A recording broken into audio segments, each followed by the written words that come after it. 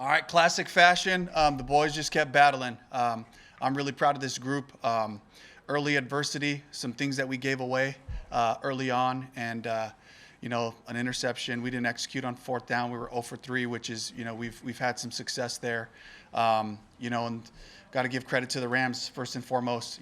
Making the plays when they had to, and they got the ball back with time on the clock and the ability to drive the field right there, and they got it done and made an amazing play for a touchdown right there at the end. So my hats off to Coach McVay, to the Rams for battling. And again, this is there's such a mix of emotions in the locker room right now of guys who are proud of what we've accomplished and proud of what we've gotten to, and sick about the missed opportunity that was right in front of us. And that's going to sting. That's going to sting for a good while. But I ask the guys to keep their heads up and let this fuel you for what we're going into, and to understand how hard it is to work to get into this position where you get this kind of opportunity.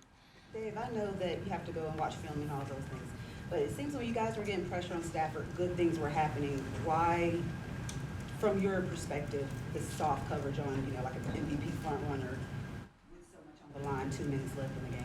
He made a couple of nice plays, when we pressured him throughout it, and I thought we did a good job of mixing it. Ajero had a really good plan for trying to get pressure on him early on, and then they picked up the blitzes, and he hurt us a couple of times over the middle on some third downs, and so we had to play a little bit more coverage right there. Dave, for a team that's growing and developing, how important is being able to be in a moment like this and perform the way they do? It's just about belief.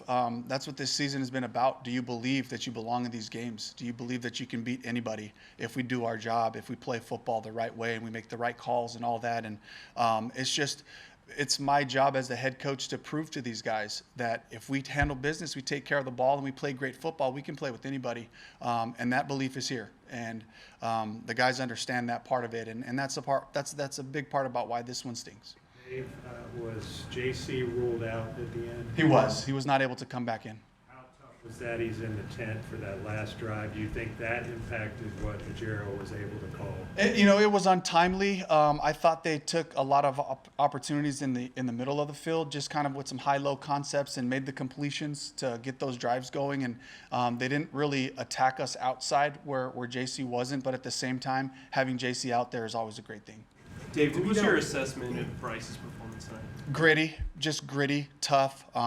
This is a really good pass rushing group, and he made plays. He extended the play, found guys down the field consistently, ran a touchdown in from a little bit further out, and of course he'd be up here and he'll tell you he would love to have that interception back, and that's a part of this game that he understands, like that's in his control, but at the same time, to give us a chance to take the ball all the way down after the punt, a couple of plays, and then punch it in with the beautiful throw right there to Coker at the end to take the lead was unbelievable. I just can't say enough about the way Bryce stepped up and played in this game. You're down 14-0 and continuing to fight back to have a chance at the end, and also like the fans continuing to be in it. What type of advantage did that help give you guys, and energy did it help give the sideline? It was unbelievable. Bank of America Stadium was absolutely electric. It was incredible to feel the pressure that they had to go through of communicating and playing at the line of scrimmage, offensively speaking, and then just when we made big plays on the offensive side, and the juice and the momentum that was behind it, and our group, we don't pass judgment on the game early on. We just keep playing ball, and it really helps when we have our whole fan base behind us, and what an amazing special night in that way. Do you have an update on Icky? Icky's got a knee injury. We'll give you more of an update. They got to do all the MRIs and all that stuff, but I think it's a significant injury and something that we're going to have to go into the offseason with. You mentioned what Jalen Coker has done all season, and then to cap it with a performance like he did tonight. What does this just tell you about his future and what he can mean to this team? I'm really excited about his chemistry with Bryce and where they've grown. When Jalen came back to us, middle of the season, and finding ways to get him on routes that he can execute, and he just finds a way to win. And generally if the ball goes his direction, you can count it as a catch. And he and Bryce have just, worked tirelessly on a daily basis to get that chemistry to the point where, this game was a huge one for him. Has Bryce earned a fifth year? What's that? Has Bryce earned a fifth year? That's all conversations for after the season. On the final possession after it was 34-31, what were you trying to do there? You needed a field goal, and what do you think went wrong? I think they covered us well and they rushed us well. Bryce had to get off the spot, and they did their job. Well, since you came in here, I could almost feel your emotions. What are your emotions right now? They're completely mixed. Just disappointed, you know. As we all know in this league, there are no moral victories. Today is not about a proud moment of losing this opportunity, but it's about a team that came together to play really good football and to battle. And it was, you know, on this stage right here in a primetime opportunity, you know, in the playoffs in the wild card round, unbelievable for the guys to step up and make the plays and play with physicality and our style. Our style was on display today, and I'm really proud of that. What was your kind of thinking after you guys score and take the lead? Were you starting to think like this might be a repeat of 6 weeks ago, or were you a little concerned about having 2.5 minutes left, or all of those things?